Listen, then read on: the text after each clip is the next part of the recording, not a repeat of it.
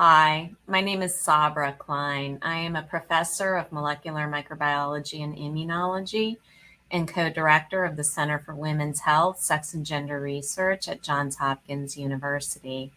I am grateful for the centers that contribute to the research that I'll be presenting today, in particular, our Center of Excellence in Pathogenesis and Immunity for SARS-CoV-2. Today, I'll be discussing sex and pregnancy and how these factors affect outcomes of SARS-CoV-2 infection and vaccination. So let's begin with discussing sex as a biological variable that affects immune responses. Females in the top row, males in the bottom row can be defined biologically based on genetic differences. Females having two X chromosomes, males having an X and a Y chromosome. These genetic differences lead to differential development of a bipotential gonad, resulting in females in development of ovaries, and in males in the presence of SRY, which encodes for testis determining factor, the development of testes. During puberty, these ovaries in females are going to release high concentrations of estrogens and progesterone, whereas in males, both for a brief period during in utero development as well as after puberty, testes will secrete high concentrations of androgens such as testosterone. Just about every immune cell in our body possess receptors for these sex steroid hormones, and I like to think of these sex steroids as actually being transcriptional regulators of immune cell activity, with estrogens in particular driving increased activity of immune cells, whereas androgens, by and large, leading to reduced activity. I will note that progesterone, especially when it's at its highest concentrations during pregnancy, can in fact suppress the activity of immune cells, which we will discuss later in our discussion. So collectively, among non-pregnant females and biological males, these genetic as well as hormonal differences can lead to differences in viral disease outcomes, with females typically clearing viruses better and faster and more completely than males, but this also potentially leading to immune-mediated pathology. Males, on the other hand, are much more likely to experience viral persistence, and when it comes to vaccine-induced immunity, which we will discuss today, they tend to have reduced immunity. So early during the COVID-19 pandemic, we began seeing data first out of Wuhan, China, and then out of several European countries, spreading to around the world. We noted male biases and fatality rates during this first wave. And that's what's pictured here, with males in blue, females in pink. And what we're looking at are 38 countries that during this first wave of the pandemic were reporting in real time sex disaggregated data. And what we observed and reported was that 37 of these 38 countries were reporting statistically significant differences between males and females, in which case fatality rates were significantly greater for males as compared with females. 12 of these countries not only disaggregated data by sex, but they also further disaggregated data by age. And what's being reported in panel B are the case fatality rates comparing males and females across 12 countries with age on our x-axis. Among all adult ages from 20 years of age upward to 90 years and older, males consistently have greater fatality rates from confirmed SARS-CoV-2 infections as compared with females. But this is not to say that we should be ignoring the age-associated increase in case fatality that's occurring not only in males, but in females as well. The United States was a little bit delayed in reporting sex disaggregated data. And up in our upper left corner, we have cumulative data for fatality rates in all of the United States, now with men in pink, women in blue. And what we're looking at is the rolling average of mortality rates over time from March 2020 to June 2021, with each of the states that had sex disaggregated data included in each of the panels. But what you can see, and again is represented in our upper left panel labeled United States, is that by and large, even in the United States, with all the diversity in the reporting across our diverse states, males had about 2 times the mortality rate as females. We made similar observations at Johns Hopkins using electronic health records from March of 2020 through the end of October in 2020. Our goal here was to capture fatality rates and hospitalizations occurring prior to the rollout of the COVID-19 vaccines. In panel A, with males in blue, females in red, we identified, when we looked at the number of patients on the x-axis and broke this down by age on the y-axis, when we looked at the number of patients testing for SARS-CoV-2, we did observe that there were more females testing for SARS-CoV-2 than males, especially among individuals 18 to 49. But when we looked at the proportion of individuals who were positive for SARS-CoV-2, what we observed was that there were significant more males testing positive for SARS-CoV-2 among individuals 18 to 49, upward to 65 to 74 years of age.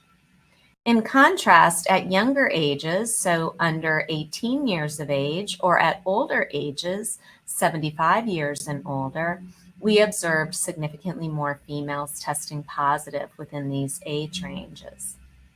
Now, if we take those individuals who tested positive for SARS-CoV-2, and this is going to be in panel B, and looked at, of those people who tested positive, what proportion were admitted into the Johns Hopkins hospital system, we consistently observed that significantly more males were being admitted into the hospital with severe disease among individuals 18 to 49, upward to 65 to 74 years of age, suggesting that males were experiencing more severe disease in our hospital system that really reflected what was being reported more broadly in the United States and around the globe. Well, one of the observations that we made, and an important contribution that we made to the literature in terms of trying to better understand why case fatality rates were greater for males as compared with females, as well as even hospitalization, was that inflammatory biomarkers contribute to sex differences in COVID-19 outcomes. So pictured here are 3 of the several biomarkers that we examined in these patients upon admission into the hospital. Listed here are ferritin, IL-6, and C-reactive protein, abbreviated CRP. Again, males in blue, females in red, broken down by the age groups that you can see at the top of each of the graphics to our left, and the sample sizes below. And what you can see with all ages in the far right panel of these graphs is that consistently males had greater concentrations of these inflammatory biomarkers as compared with females, with the greatest difference, so in other words, the steepest black line between the male and female averages among individuals 18 to 49 and 50 to 64.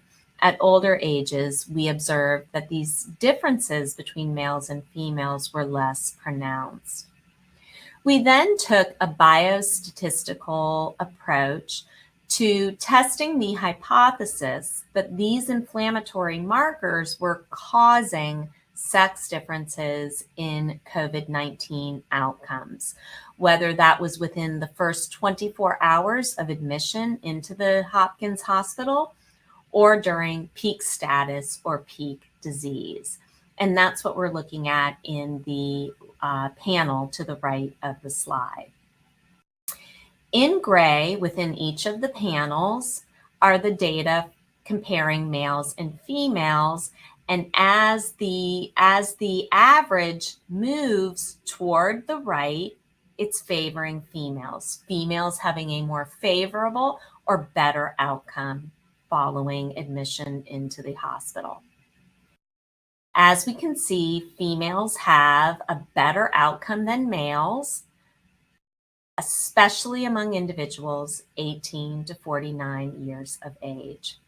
These gray symbols and averages are repeated within each of the panels with BMI and admission source, comorbidities, smoking and alcohol use, vital signs, baseline general labs, and baseline inflammatory labs listed down in the rows.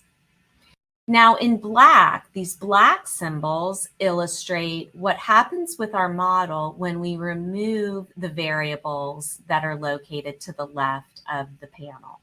So if we remove BMI, we heard a lot about BMI, did that contribute to the sex difference in outcome? It did not. The black symbols and lines really mirror the gray. Comorbidities, males were more likely to have heart disease, even certain pulmonary diseases. Did that contribute to the sex difference? No, because again, the black symbols really mirrored the gray symbols. If we removed smoking and alcohol use, again, more likely to be used among males as compared with females, there was no effect. What's highlighted in red are our inflammatory labs, because it was only when we biostatistically removed the inflammatory labs from the model that we were able to eliminate the sex difference, meaning we were able to eliminate the favorable outcomes in females as compared with males, especially among individuals 18 to 49 years of age, providing us with a testable hypothesis that inflammation is causing these differences. We also did a number of studies looking at the adaptive or the humoral immune response during COVID-19. And among patients, what we observed was that being male, being older, and being hospitalized were predictors of greater antibody responses. We had several indicators for measuring antibody, including IgG recognizing the S1 region, as shown in panel A, the full-length spike, the receptor binding domain of spike, and then the neutralizing antibody, abbreviated NAB. And if we created a scoring system based on the quartiles that the responses fell into, individuals could receive a score of 0 if they were in the lowest quartile for all responses, or a highest score of 12 if their responses fell into the highest quartile, and then, as you can see, everything in between. We then took those scores and statistically compared them with regression analyses and observed in panel B that males had greater responses than females, in panel C that hospitalized individuals had greater responses than non-hospitalized, and in panel D that older age was associated with greater antibody responses. When we put this into an adjusted regression model and looked at the coefficients, you can see that being hospitalized increased the probability of having an elevated antibody response by over 5 times, and just being male could increase a score by 1.5 points. So being male actually proved to be a better predictor than even age. Well, one way that we can test hypotheses about the sex differences that we observe in humans is through animal models. So using golden Syrian hamsters that were infected with the ancestral or the early strain of SARS-CoV-2, we intranasally inoculated adult male in closed symbols, females in open symbols, hamsters with SARS-CoV-2, and monitored changes in body mass as a broad indicator of morbidity. And we observed that males did in fact get sicker, they lost more weight, and it took them about a week longer to return to baseline health, which is illustrated with the stippled line, as compared with females. Using CT scanning, we were able to identify what appeared to be evidence of pneumonia in the lungs of male and female hamsters. And we could take images and quantify the amount of affected lung relative to the entire lung, which is shown in C, and quantify this, which is shown in panel D. And it turned out that males had significantly greater inflammation or affected lung areas of damage as compared with females. When we measured virus titers in the lungs of these male and female hamsters, we observed that whether we measured infectious virus during the first week, there were no statistically significant differences between males, the closed symbols, females, the open symbols. Or when we looked at viral RNA, which progressed or remained detectable for a longer duration of time than infectious virus, but again, no differences were observed, suggesting that sex differences in SARS-CoV-2 pathogenesis are not being mediated by differences in the ability to control virus replication.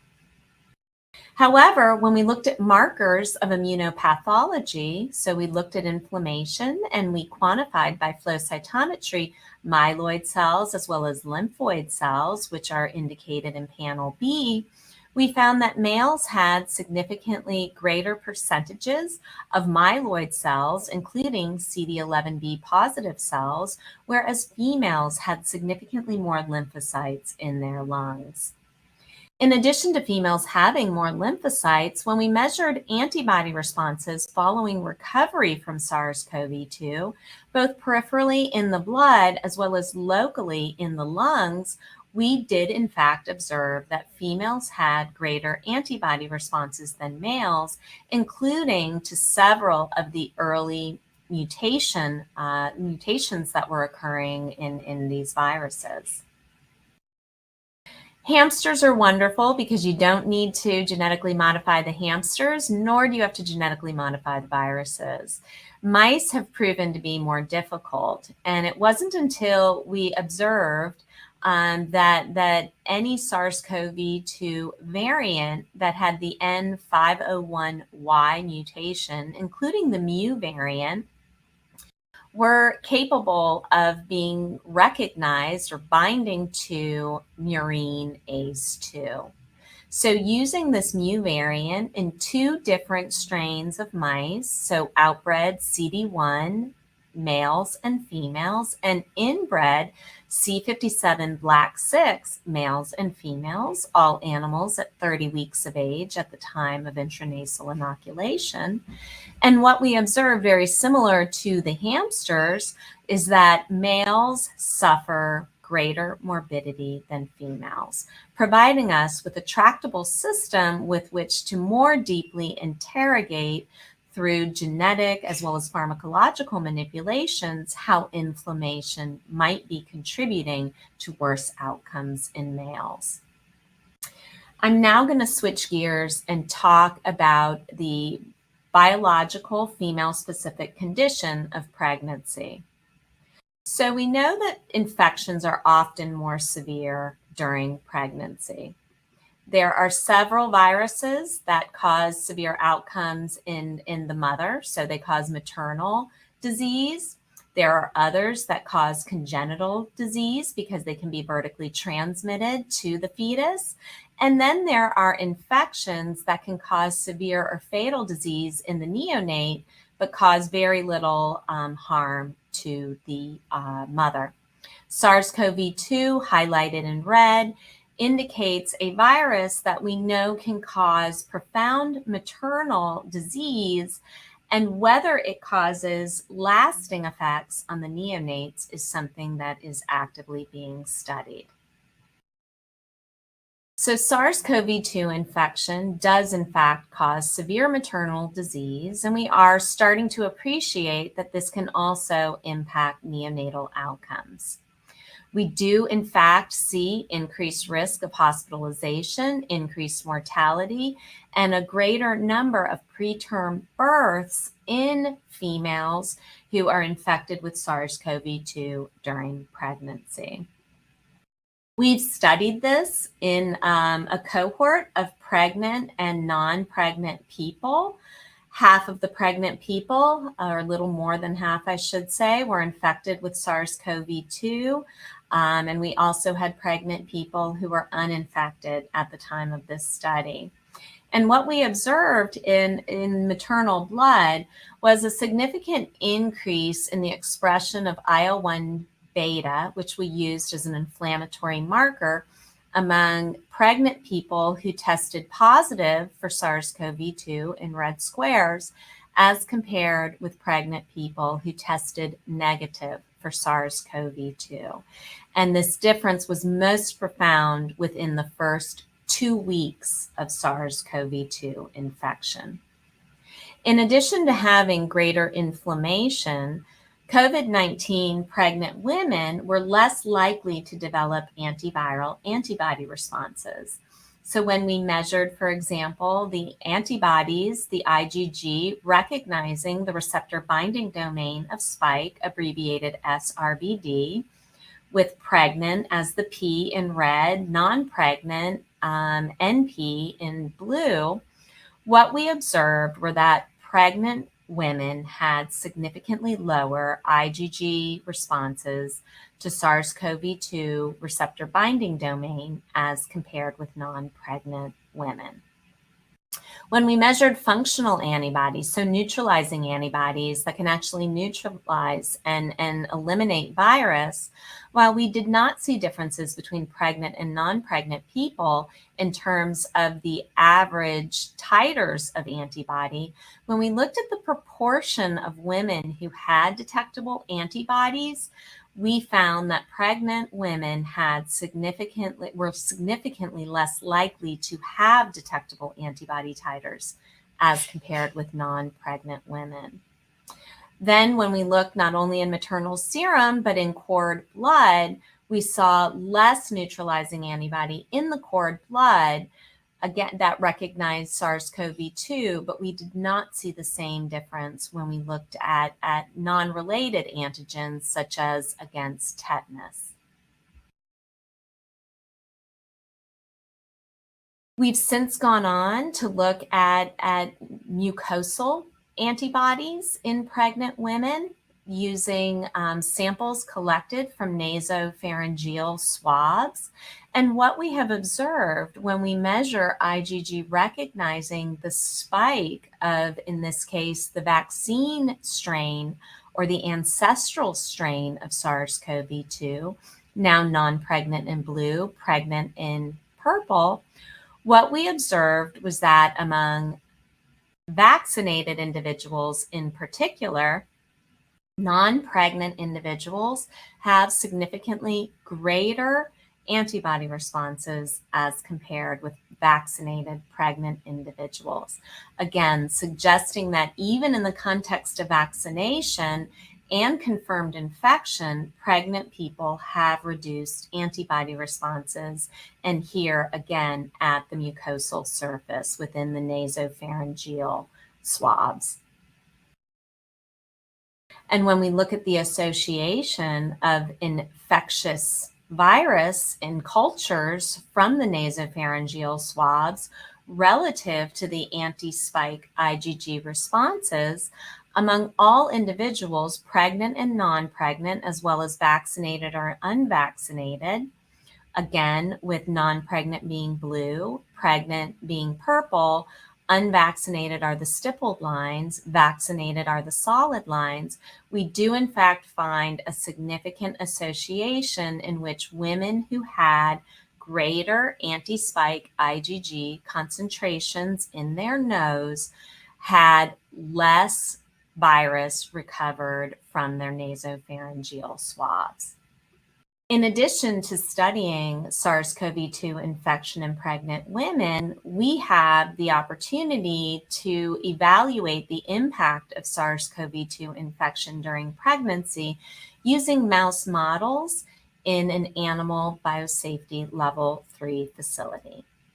And while mice do not completely mirror the stages or all of the physiological changes associated with pregnancy in people, there are many aspects of pregnancy in mice that do in fact recapitulate the condition of pregnancy in people, including the observation of 3 trimesters, development of the placenta, and an ability to study the impact of infection both on the mother or the mouse dam as well as the offspring.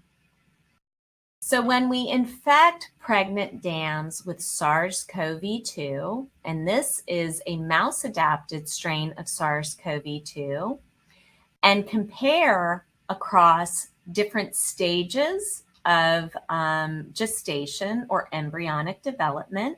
So we can infect dams at embryonic day 6 or E6, embryonic day 10 or E10, embryonic day 16 or E16, and compare them with non-pregnant dams, abbreviated NP.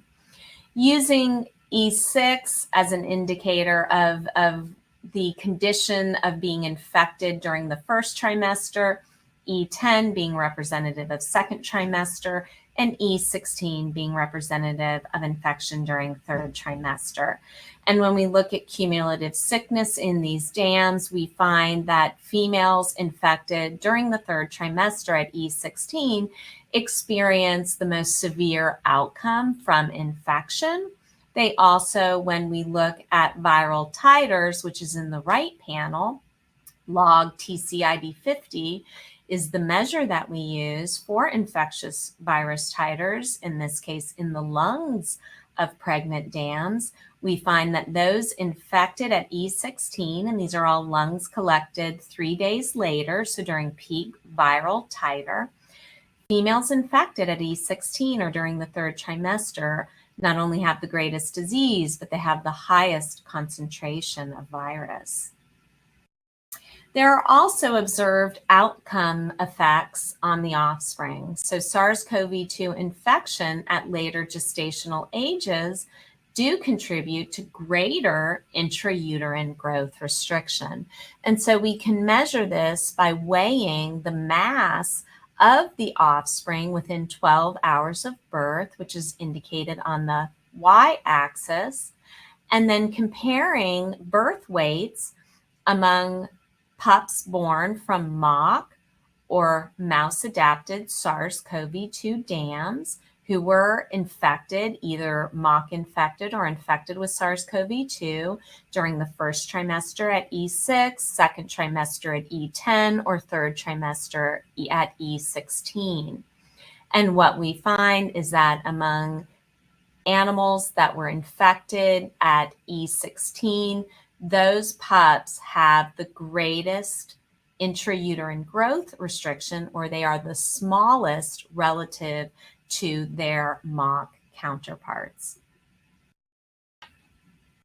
When we further go on among these dams who were infected during the third trimester, when we allow the offspring to be born and at 9 days after birth, so postnatal day 9, we can look at several motor and reflexes, including surface writing, cliff aversion, and negative geotaxis, which again are indications of reflexes and motor coordination as defined on the slide.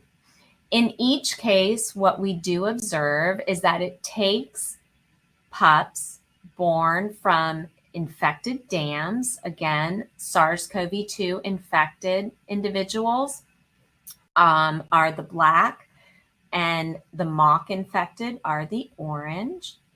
And it takes animals from infected dams significantly longer to achieve these behaviors, surface riding, cliff aversion, and negative geotaxis, as compared to pups from mock inoculated dams. Interestingly, this impact on the offspring is greater for males as compared with females, in which we only see this this difference in cliff aversion and negative geotax among our male offspring, but not among our females, suggesting that the impact of third trimester infection on offspring neurodevelopment may be greater for males as compared with females. Lastly, we've done work looking at vaccine-induced immunity, looking at how sex and age intersect to impact vaccine-induced immunity. For this study in older adults, we collected samples prior to vaccination, post-dose 1, typically 14 to 30 days after the first dose, 14 to 30 days after the second dose, 3 months after the second dose, and then we continued on 6 months after the second dose, as well as immediately after the third dose. And what we observed with females in purple, males in green, if we look at the top chart, and we looked at the ability of antibody to inhibit virus from binding to the ACE2 receptor. So we're looking at ACE2 inhibiting antibodies. What we found was that antibody responses peaked after dose 2. They came down in all individuals. And again, these are individuals 75 years and older. With the third dose, or that initial booster dose, significantly raising these antibody responses. But importantly, what we observed among these older individuals was that the decline in antibody 3 and 6 months after dose 2 was greater for males as compared with females. When we look to see how this intersected with both age as a chronological measure of aging, as well as frailty as a physiological measure of aging, if we first look at age and we broke our individuals down into those who were 75 to 82, 83 to 87, and 88 years and older, you can see 88 year and older, being the light green, had the lowest antibody responses, especially prior to the third dose, with the third dose eliminating the effect of aging on the antibody response following vaccination. If we pull out at 3 months post-dose 2, where we both had the greatest number of samples, but also that's when we really started to see the steepest decline in the antibody response, what we observed was that that effect of aging on reducing antibody after dose 2 was significant for males, but not for females. So we really were seeing an age-specific effect in males. When we looked at frailty, frail individuals also had the lowest antibody responses relative to individuals who were robust or pre-frail. And this effect, however, was not eliminated by receipt of the third booster dose, so post-dose 3. And again, what we observed was a significant effect of frailty that was notable for males, but not for females, suggesting that we're seeing sex-specific effects of aging and frailty on antibody responses to the COVID vaccine. We could also look at the sex-specific effects of aging by comparing older aged individuals, the lighter colors, to younger aged individuals, the darker. And when we looked overall in gray, yes, younger individuals after receipt of the second dose of the COVID-19 vaccines did have greater antibody responses than older adults. But as you can see in panel B and C, this was significant for males, but not in females. So my final word for all of you, especially anyone doing clinical research, is that we really need to stop controlling for sex and gender in our research, and we need to start considering sex and gender as an effect modifier. So in the upper panel, to make this point, this is what most clinical studies do. They treat sex or biological sex, as I've been describing it to you today, as a confounding variable that's getting in the way of our predictor, which might be something like age, on an outcome of interest like vaccine-induced immunity. And so we often statistically control for this. And I'm showing this both for responses to the influenza vaccine in older adults, as well as to the COVID-19 vaccine in older adults. And so when we do this, we eliminate any age effect in the response to influenza vaccines, and we make the effect of age on responses to the COVID-19 vaccine identical for males and females. However, when we treat sex, biological sex, as I've been describing it today, as an effect modifier of interest that may intersect with our predictor, in this case age, to impact the outcome, in this case antibody responses to vaccination, what we find is an important interaction in the responses, in which age-associated reductions in the antibody responses to either the influenza vaccine or the COVID-19 vaccine are observed for males but not for females, providing us with very important public health relevant information about who we should target for things like booster doses. So today I've shown you that sex is a biological variable that intersects with age and reproductive status to impact SARS-CoV-2 infection and vaccination outcomes. Thank you for your time.